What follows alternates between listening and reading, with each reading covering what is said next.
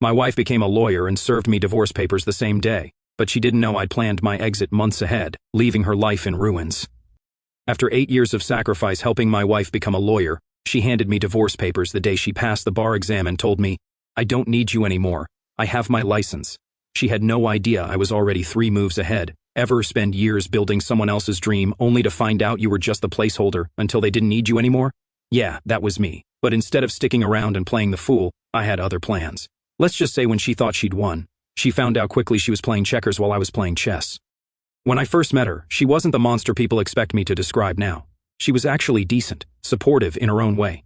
She wasn't pulling 6 figures or anything, but she did what she could. Cooked when I came home late, picked up groceries sometimes, even slipped me a 20 here and there when money was tight. At the time, it felt like teamwork. I didn't mind carrying the heavier load because she pitched in however she could. And more importantly, she made it clear she had a plan: law school, bar exam, career, future. That word future hooked me back then. We weren't living glamorous lives. My nights were mostly spent working double shifts, overtime hours, and sleeping in between. She was buried in textbooks the size of cinder blocks, highlighting until her hands cramped.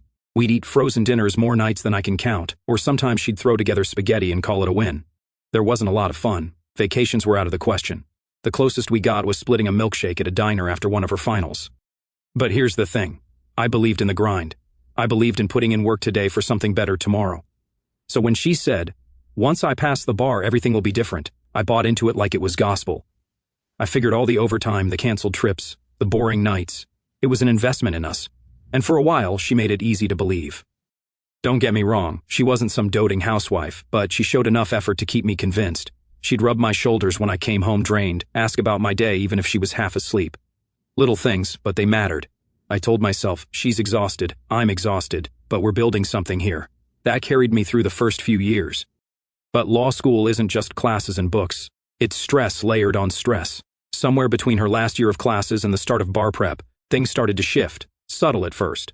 Instead of talking about our future, she started saying my career. I remember one night I came home and mentioned that maybe once she was done, we could finally take that trip we kept putting off. Just a week somewhere, nothing crazy.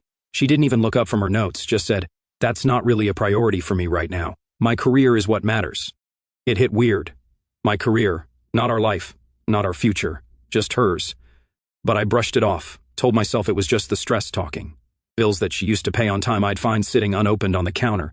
And when she did cover bills, it wasn't her at all. It was autopay pulling straight from my account. She thought she was contributing, but really I was covering everything whether she touched an envelope or not. Dishes piled up because she needed every hour for bar prep. And anytime I asked, she'd hit me with the same line: "I need to focus right now.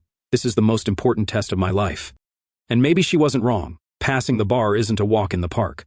But I started noticing how quickly she dismissed anything that wasn't directly about her. If I had a rough week at work, she'd barely react. If I mentioned saving up for a house someday, she'd wave it off with, "We'll talk about that once I'm established." Established became her new favorite word. It was like the closer she got to the bar exam, the more she started acting like she was already too good for the life we had. She hadn't even passed yet, hadn't earned a dime as a lawyer, and she was already carrying herself like she was on a different level. I noticed it. Of course I noticed it. But you know what I told myself? I told myself it was just nerves, just tunnel vision before the finish line. People get snappy when they're under pressure. They say things they don't mean, so I let it slide. Every time she slipped in a little my career, or brushed off something that mattered to me, I shoved it into a mental drawer labeled temporary. I figured once the exam was over, the pressure would lift, and she'd snap back to normal, the decent version of her that still cooks spaghetti sometimes and asked about my day. Looking back now, I realize those weren't temporary cracks. They were the real her slipping through. The entitlement, the dismissiveness, the way she started treating me less like a partner and more like background support. It wasn't stress. It was who she'd been hiding behind all those textbooks.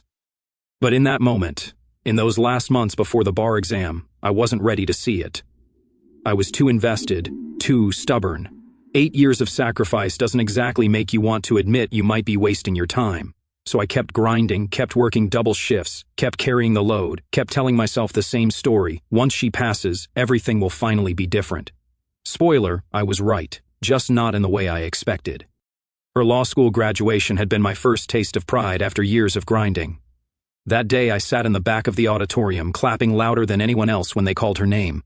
She walked across the stage in that stupid oversized gown, holding a diploma that symbolized our sacrifices. Families around me were hugging, taking photos, planning dinner reservations. I stood there in my new shirt, feeling like we'd finally made it, thinking, this is it, this is the payoff, we are finally on the same team again. I couldn't have been more wrong. Fast forward a few months later, the bar exam results came out. That morning I woke up buzzing like it was Christmas. 8 years of her studying, me working doubles, us living like roommates instead of husband and wife. All of it came down to this. She spent the morning glued to her laptop, refreshing the results page while I tried not to hover. When she finally screamed, I thought it was joy for us. She turned the screen toward me. I passed. Just 2 words. No we did it, just I. Still, I wrapped my arms around her, lifted her off the ground, told her I was proud, because that's what you do when you believe you're a team. That night, her classmates organized a dinner at a trendy spot downtown. Everyone brought spouses, partners, family. It was supposed to be a celebration. So I put on the same shirt I'd worn to her graduation, figuring I'd look sharp sitting next to my new lawyer wife. The atmosphere in the restaurant was electric. Parents bragging, friends toasting, people clinking glasses. I clapped and cheered along with everyone else, smiling like an idiot, thinking this was our fresh start. When dessert rolled around, she tapped my arm and slid a manila envelope across the table. I thought maybe it was a letter from the state bar, some formality I needed to sign. I opened it casually, expecting something bureaucratic, divorce papers. My brain stalled. I looked at her, waiting for her to crack a smile, to say it was a prank. She didn't. Her face was calm, cold, like she'd rehearsed this moment. I already signed my part, she said. All you need to do is finish it. I blinked. What? I'm dead serious, she replied, voice low and controlled, like she was giving legal advice. I don't need you anymore. I have my license, I have job offers, I have a future. You were helpful during school, but that chapter is over. Helpful. 8 years of my life reduced to the word helpful, like I was a loan she'd been approved for, not a husband who sacrificed everything so she could chase her dream. Around us, forks froze mid-air. Her classmates and their families were suddenly a silent audience. Some looked confused, some looked uncomfortable, but none of them looked surprised. I realized then that she'd probably been dropping hints to them too, the whole I'm outgrowing him narrative. I thumbed through the papers. She'd already divided up what she wanted, the car, the apartment, even furniture she'd never bought. She left me the legal bare minimum, like she was doing me a favor. You've really thought this through, huh? I asked, keeping my voice flat. I'm not stupid. I know what I want. I reached into my jacket pocket, pulled out the pen I always carried for work, and signed the acknowledgement of service, basically confirming I'd been served. It wasn't a final settlement, just her draft wish list of what she thought she'd get. Page after page, the scratch of ink was the only sound in the room. Her expression shifted with every stroke. She expected a fight. Maybe me begging her not to leave, maybe me making a scene so she could paint me as the problem. Instead, I gave her exactly what she asked for: cooperation. When I was done, I slid the papers back across the table. Congratulations, I said, on passing the bar and on your divorce. Her mouth dropped open. That's it? You're not even going to... Why would I fight for someone who just called me dead weight? I cut her off. I stood, smoothed out my shirt, and walked out of the restaurant. No yelling, no begging, just gone. Behind me, I could feel the tension snap like a rubber band. People were whispering. Her classmates were probably piecing together the story. To them, I was the guy who worked himself to the bone so she could chase this dream, and she was the one discarding me the same night she should have been thanking me. That walk out of the restaurant was the cleanest I'd ever felt. She wanted to start her new life. Perfect. She had no idea what kind of weight I'd been carrying for her all those years, and as I turned the corner, disappearing into the night, I wasn't devastated. I wasn't broken. I was already calculating, already planning my exit. Because if she thought she could just cut me out of her life and walk into some shiny lawyer future without consequences, she had no clue who she was dealing with. She thought she'd blindside me at that restaurant with the divorce papers, like I was some clueless husband who never saw the writing on the wall. Truth is, I'd been preparing for that moment long before she slid that manila envelope across the table. Not because I'm psychic, but because I'm not stupid. You don't notice red flags without putting a backup plan in motion. While she was drowning in flashcards and pretending she was the only one suffering, I started moving, not in a panic way, quiet, deliberate, piece by piece. First, it was my record collection. She always complained about them taking up too much space anyway. One Saturday, when she was at a study group, I packed them up and hauled them to a storage unit across town. Same with my tools. She never touched them, didn't even know what half of them were for. They went into the unit too. Along with my grandmother's china set, she rolled her eyes at every holiday. From the outside, the apartment looked the same. Couch still there, TV still there, shelves still lined with books she never read, but little by little the only things that actually mattered to me disappeared. By the time she handed me those papers, she was basically standing in a furnished shell. Financially, I was even further ahead. When the red flags started appearing, I'd started funneling money into a separate account she didn't know existed. Meanwhile, she thought our joint account was the whole picture. Cute. The lease was entirely in my name, utilities too. She didn't even realize half the bills she thought she was covering were coming from my personal account. She thought she was staking a claim to the apartment in those divorce papers. The joke was on her. Legally, it was never hers to take. So when she smugly pushed that envelope across the table, she wasn't taking anything from me. The car she used to parade around in was registered under my name, payments coming from my account. The apartment, mine. The assets, gone months ago. She thought she was being clever. Really, she was signing up for a bare apartment and a pile of debt she couldn't cover on her future lawyer's salary. That's the part that still makes me laugh. She thought she'd upgraded, thought she was walking into a new life with shiny credentials and no dead weight. Instead, she walked straight into an empty apartment with no power, no internet, and no clue how to function without me. Meanwhile, I was already miles ahead. By the time she probably noticed the lights were off, I was starting fresh in San Francisco. The move wasn't glamorous. I loaded up my truck with the essentials, clothes, the boxes from the storage unit, important documents, a couple of personal items, and drove west. Long hours, cheap motels, lots of bad coffee. But every mile felt lighter, like I was peeling off a layer of dead skin I'd been wearing for years. San Francisco wasn't chosen at random, big city, plenty of opportunities, and no connections to her or anyone in her orbit. She'd never think to look for me there. To her, I was a boring, routine guy who'd probably crawl back to the same job, same apartment, same life. She had no idea I'd already mapped out an exit she couldn't follow. Within a week of arriving, I had an apartment, nothing fancy, a one-bedroom in a modest building with a view of a parking lot, but it was mine. The first night I turned the key, I stood in the middle of that empty living room and just breathed. No textbooks scattered on the table, no unpaid bills left on the counter, no sighs about how I didn't understand the pressure of law school, just quiet. Work fell into place quickly, too. I landed a job with a management consulting firm downtown. Solid pay, decent hours, and more importantly, zero baggage. Nobody there cared about my past. To them, I was just a guy with experience and work ethic, that was it. No supportive husband title stapled to my back. And here's the part I really enjoyed. For the first time in nearly a decade, my life was mine. I wasn't budgeting around her tuition, wasn't scheduling days off around her exam calendar, wasn't eating frozen dinners while she studied. My evenings were free. I could cook, go to the gym, explore the city, or just sit on my balcony listening to my records without anyone complaining. I didn't text her, didn't call, didn't leave breadcrumbs. To her, I just vanished. And that silence, that was my ace. People like her can't stand being ignored. They thrive on control, on knowing you're still orbiting them. By cutting the cord completely, I guaranteed she'd eventually spiral, and I wouldn't even need to lift a finger. The best part was knowing how her reality was about to hit. She thought she kicked me to the curb, but the truth was I'd already packed up and moved out. She wanted the apartment. She got 4 walls and utilities shut to off notices. She wanted the car. Too bad it was never hers. So while she was fumbling through her first months as a brand new lawyer with a mountain of student debt, I was sitting in San Francisco drinking good coffee, cashing good paychecks, and living in peace. She thought she'd discarded me. In reality, I discarded her first. And that's the part she'll never admit out loud. The fact that I didn't just walk away, I made sure when she looked around at what she'd won, there was nothing left worth keeping. And that's exactly what happened. She strutted into her new life thinking she had it all figured out. Bar card in one hand, divorce papers in the other, probably rehearsing how she'd introduce herself as a successful single lawyer at networking events. But here's the thing about reality, it doesn't care about your ego. Within weeks, her little fantasy started collapsing. First, the money. Passing the bar doesn't magically print $100 bills. Her shiny new job was junior associate at a mid-sized firm, translation, glorified intern with a business card. Sure, she could brag about the title, but the paycheck didn't match the hype.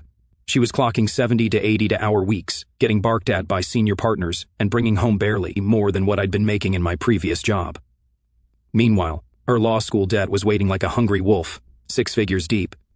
She used to say, "We'll tackle it together once I'm working, you know." Well, the "we" was gone. And suddenly she was staring at interest rates that didn't care about her career trajectory. The apartment she thought she was staking a claim to in those divorce papers was never hers. The lease was in my name, the utilities in my name, and by the time she tried to step into her place, it was already stripped of everything valuable and lined with shut-off notices. She couldn't stay. The landlord wouldn't let her. I'd already given notice and terminated the lease a month before. Since it was all in my name, she didn't even realize until it was too late. When she tried to keep the place, the landlord told her she'd have to reapply on her own, and her credit wasn't anywhere near good enough. On top of that, I'd already shut off every utility account under my name. So what she walked back into wasn't her apartment, it was 4 walls with no power, no internet, and no shot at staying. She ended up moving into a 2-bedroom with a pair of roommates she met through another associate. Imagine the optics, the future big-shot lawyer who dumped her husband now splitting rent with 2 people who weren't impressed by her attitude. From what I later heard, they weren't shy about calling her out either. One of them straight up asked her, "So you dumped the guy who paid for everything and now you can't even cover your share?" Brutal. Her weekends weren't better. She had this fantasy of brunches, networking events, living the city life dream.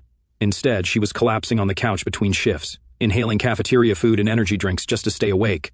Freedom wasn't fun when all it meant was paying bills solo and dragging herself through another week of grunt work. And while she was spiraling, I was thriving. San Francisco fit me like a glove. My management consulting gig was steady and surprisingly chill compared to the grind I'd done before. Good money, normal hours, and for the first time in forever, my brain wasn't constantly calculating how to stretch every dollar between her tuition, rent, and groceries. The contrast between us was almost comical, me in San Francisco building a steady, balanced life, her in some overcrowded apartment pulling 80-hour weeks and arguing with roommates about utilities. She went from "I don't need you, I'm starting fresh" to "Can someone Venmo me for my share of the Wi-Fi bill?" in record time. The kicker, I didn't even need to lift a finger. No revenge plots, no sabotage, just silence. She made her choice and all I had to do was let her live in it. And I was. I'd stopped being the guy chained to her ambitions and became the guy steering my own life. She was burning herself out trying to prove she was independent. But independence isn't about bragging rights, it's about control, and I had it, complete, undeniable control over my time, my money, my peace. She wanted me gone. She got it. And in the process, she got a brutal crash course in what it's like when the so-called dead weight stops carrying you for months. I stayed radio silent. She didn't know if I was across town or across the country. That drove her nuts. The silence was the real punishment because people like her don't fear yelling or fighting, they fear being irrelevant. I knew she'd try something eventually, I just didn't know. When the first time I saw her name pop up on my phone, I laughed. I was on my lunch break, sitting outside a cafe in San Francisco, sipping coffee and scrolling headlines. The name flashed on the screen like some ghost crawling out of the past. I let it ring. She called again and again, 3 calls in under 5 minutes. Then came the texts, "We need to talk, it's important. Please just hear me out." I didn't reply, let her stew. That night my phone lit up with voicemails, she must have left 10. I didn't listen to them, just deleted. A week later she switched numbers, more calls, more texts, same song, different ringtone. By week 2 she was calling from blocked numbers, like some scammer trying to sell me extended car warranties. I wasn't annoyed, I was entertained. The breakthrough came on a Thursday night. I had just finished dinner when my phone rang again, a number I didn't recognize. Against my better judgment I answered. "Hello." There was a pause, then her voice, "It's me." I leaned back in my chair, smiling to myself. "Congratulations, you finally figured out how to use a phone. What do you want?" She didn't laugh. I know I don't deserve this, but I need to explain." "Explain what?" "How you called me dead weight while I was paying for your dream? Or how you celebrated passing the bar by serving me divorce papers at dinner? Which part needs clarification?" She tried again. "Look, I don't want to fight. I need your help. My car broke down, my credit cards are maxed, rent's late, I cut her off. Wait, let me get this straight. You dumped me because I was supposedly weighing you down and now you're calling me to carry you again?" Silence. "Wow," I said, shaking my head even though she couldn't see me. "This is like watching the sequel to a bad movie nobody asked for." Her voice cracked. I could hear it in the way her words stumbled. "I wouldn't ask if it wasn't serious. I don't have anyone else." "That's not true," I shot back. "You've got your fancy law degree, your shiny new job, your roommates who probably love covering your utilities. Remember, you didn't need me anymore. You had a future. I was wrong." I let the words hang there, then chuckled. "No, you were honest. You said I was helpful but expendable. You said you didn't need me. That wasn't a mistake. That was you showing me exactly who you are. Now you're just mad that life isn't buying your sales pitch anymore." She started crying. "I loved you. I still do." "No," I said firmly. "You loved what I provided. There's a difference. And right now what you want is a bailout. I don't do bailouts." She snapped. "So that's it? You're just going to leave me like this? Could you at least tell me where you are?" I smirked. "Pretty sure you left me first, remember? Don't rewrite history just because you don't like your ending. And no, you don't get to know where I am. I don't want anything associated with you." Before she could respond, I added, "Look, I've got an early meeting tomorrow. Unlike you, I don't need someone else to pay my bills. Good luck with the whole independence thing." Then I hung up. The phone buzzed almost immediately, 3 missed calls, then a stream of texts. I didn't read them, just blocked the number. I eventually changed my number so she couldn't reach me at all. After I blocked her, she tried a new tactic, harassing my family. She called my parents, my sister, even my uncle, spinning sob stories about how she needed to reach me for something urgent. Thing is, I'd already prepped them years ago. I told them, if she comes sniffing around, you don't know me. And they handled it perfectly. My mom shut her down with a simple, he's doing fine, don't call here again. My sister didn't even bother answering. My uncle, the sarcastic one, apparently told her, lady, if he wanted you to find him, he wouldn't have vanished like Houdini. That one stung enough that she blew up at him on the phone. She thought she could corner me through the people closest to me, but all she really did was burn her last bridges. So when she finally showed up at my workplace, it wasn't just about me ignoring her. It was about everyone ignoring her. She was out of options, and she knew it. She thought she could crawl back when it got hard. What she learned was that the man she threw away wasn't waiting for her. He'd already moved on. And for the first time since signing those divorce papers, I realized the full beauty of silence. She could scream into the void all she wanted. I wasn't in it anymore. By then, my life didn't just feel stable. It was solid. I'd met someone new, a teacher I bumped into at a bookstore coffee shop. She was nothing like my ex. Independent, career-driven, paid her own way. First date, she insisted on splitting the bill. Next time we went out, she covered drinks without making it a power play. No freeloading, no expectations, just balance. Being with her felt easy. Around the same time, I closed on a small Bay Area house, nothing mansion level, but it had a yard, a garage, and best of all, my name on the deed alone. Deadweight doesn't buy property in San Francisco. Deadweight doesn't build new life out of nothing. While I was settling into this new chapter, she was unraveling. Word reached me through mutual acquaintances. She was drowning at work, debt crushing her, hours insane, roommates fed up with her attitude. She was living off gas station snacks and caffeine, pretending it was all part of the lawyer grind. That's when the hunt began. 1 year after the divorce, she finally managed to track me down. Later, I found out how a mutual who worked at her firm told me HR caught her running unauthorized searches on me in their audit logs, and on top of that, she even hired a private investigator. Pretty desperate moves for someone who didn't need me anymore. First came the flood of calls, different numbers every day. I blocked one, she tried another, my phone looked like a telemarketer convention. Then came the texts, paragraphs about regret, second chances, and making things right. I didn't reply. Silence was still my weapon. When that didn't work, she showed up at my workplace, walked right into the lobby telling the receptionist she was my wife and there was a family emergency. My boss called me confused. I told him flat out, no wife. Escort her out. HR flagged her number, strike one. She didn't quit. A week later, neighbors spotted a car parked outside my house for hours. A woman asking around if anyone knew me. Mrs. Vincent from across the street tipped me off, and I filed a police report for trespassing. Officers showed up, had a nice chat with her, and told her to leave, strike two. Then she tried going digital, posts on neighborhood Facebook groups, even Craigslist missed connections, painting some sob story about a lost husband she was trying to reconnect with. People roasted her in the comments. If he wanted to be found, he would, lady. He's not missing. He's avoiding you. Brutal. But the real face-to-face came on a Saturday afternoon at Home Depot. I was loading lumber into my truck for a deck project when I heard her voice behind me. Please don't walk away. Just give me 5 minutes. I turned. She looked wrecked, dark circles under her eyes, thinner than I remembered, hair tied back like she hadn't had time for anything beyond survival. She had that frantic energy of someone running on pure desperation. 5 minutes for what? I asked, slamming the tailgate shut. To apologize, to explain, to ask for another chance. I crossed my arms. You had 8 years of chances. You used them all up in a restaurant the night you served me papers.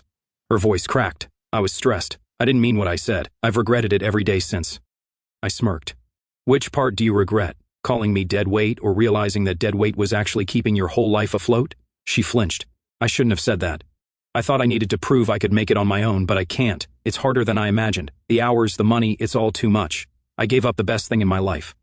So let me get this straight, I said. When you thought you'd be rich and successful, you tossed me aside. Now that you're broke and tired, suddenly I'm the best thing you ever had. That about right? Her jaw tightened. She tried a new angle. We can rebuild. We had something good before law school consumed me. I almost laughed. Good? I had 8 years of being your personal ATM and emotional sponge. You had 8 years of free labor. Those aren't the same relationship. Her eyes filled. I love you. I always did. No, I said. You loved what I provided. You still do. There's a difference. She stepped closer, lowering her voice. What can I do to prove I've changed? Nothing, because I've changed too. Her brow furrowed. What do you mean? I'm not the guy you discarded. That guy's gone. You're talking to someone who rebuilt his entire life from scratch. She blinked fast, like trying to process. So, there's really no chance. I looked her dead in the eye. There's no chance because I don't recycle trash. I build new things like my house or my future with someone who actually chose me when she had options. Her face went pale. You're with someone else. I'm engaged. She staggered back like I'd hit her with a brick. You don't get to walk back into my life just because yours didn't pan out, I said. You wanted a clean slate. Congratulations, you got it. But I'm not part of it. She opened her mouth, but I didn't give her the chance. I climbed into my truck, rolled the window down, and gave her one last line. Next time you find something valuable, try not to throw it away. Most people don't get a second chance at that mistake. Then I drove off, leaving her standing in that parking lot, tears streaking her face, staring at the man she thought she could discard. Meanwhile, word had already started spreading back at her firm about her little search missions. HR didn't like hearing about an associate harassing her ex-husband across state lines. It wasn't long before whispers turned into formal complaints. Her career, the one thing she thought she could rely on, was slipping just like everything else. And all I had to do was keep living my life. But she couldn't let that go. The silence, the fact that I never gave her an inch, it broke her. I thought blocking her, ignoring her, shutting her down at Home Depot would finally kill whatever fantasy she was clinging to. Instead, it pushed her over the edge. The meltdown started slow. Little whispers I heard through mutuals. A friend of a friend told me she'd been spotted crying in a courthouse bathroom during her lunch break. Another said she'd snapped at a senior partner in front of everyone because he made a harmless joke about rookie mistakes. People at her firm started tiptoeing around her, waiting for her to blow up again. Then it escalated. One Monday morning, she stormed into my office building, pretending there was a medical emergency with me. Security buzzed me, and instead of hiding, I walked down to finish this once and for all. There she was in the lobby, pacing like a caged animal, hair messy, makeup streaked, voice trembling. The same woman who used to talk about being the youngest partner in the firm one day, now looked like she hadn't slept in a week. Phones were out, people were watching. And when she spotted me, she latched on like I was her lifeline. Finally, she said, rushing toward me, "You have to listen. I can't do this anymore. You can't just erase me." I already did. Her voice cracked louder now. "You don't understand. I lost everything. My roommates kicked me out. My car's gone. I can't keep up with my caseload." I held up my hand, not my problem. She froze, then tried again, this time pleading. "Please, we can fix this. I was wrong. I was stressed. I didn't mean it." I cut her off again and pulled out two things from the folder I'd brought. 1, restraining order paperwork. 2, my wedding invitation. Her face drained of color. "What is this?" she whispered. "This," I said, shaking the first page, "is a temporary restraining order signed by a judge yesterday.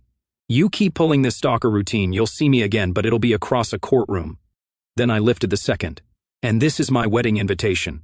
Figured I'd save you the trouble of finding out through gossip. Don't worry, you're not invited." That was the final straw. She erupted right there in the middle of the lobby. She went full meltdown, screaming, crying, fists clenched, swearing at me, swearing at security, shouting that I owed her, that she made me who I was, that she could fix everything if I just gave her one more chance. People were recording, whispering, pointing. A professional lawyer reduced to a public circus. Security had to drag her out, and even then she was clawing and kicking, begging them to let her back in. By the time they shoved her out the doors, her career was already over. She just didn't know it yet. Because my company filed a harassment report combined with the restraining order paperwork, it all got sent to her law firm. They called it a liability issue, which is lawyer speak for pack your desk. And once the firm cut her loose, the state bar got involved. A license isn't just about passing an exam. It's about good moral character. Public meltdowns, restraining orders, and harassment claims don't exactly scream fit to practice law. The bar suspended her license pending an investigation. The firm had handed over HR complaints and incident logs, and she was left on hold while they looked into it. Years of school, years of late-night studying, tens of thousands of dollars in debt, all torched. Meanwhile, I was closing on my Bay Area house, planning a wedding with someone who didn't need me to pay her bills, and thriving in my career. But the final nail wasn't me, it was her own family. Her parents had always paraded her around like their golden child, our daughter, the future lawyer. They loved bragging about her at family parties, throwing her achievements in everyone's faces. But when word got back to them about the restraining order and her license suspension, they cut her off cold. Embarrassment hit them harder than anything. I heard from a cousin that her dad actually said, "She's no daughter of mine if she's going to behave like this." They stopped answering her calls, unfollowed her on social media, and quietly told the extended family not to bring her up anymore. She wasn't their trophy anymore, she was a stain. So there she was, no career, no husband, no family backing, no friends who wanted to deal with her drama, just debt, bitterness, and the memories of what she threw away. Me, I didn't need to lift another finger. She destroyed herself. Revenge doesn't always come with fireworks. Sometimes it's as simple as living better, succeeding quietly, and letting the other person implode while you're too busy building something real. It turned out I was the only thing keeping her afloat. Without me, she sank. And the best part, I never even had to get my hands dirty. That's the final cut.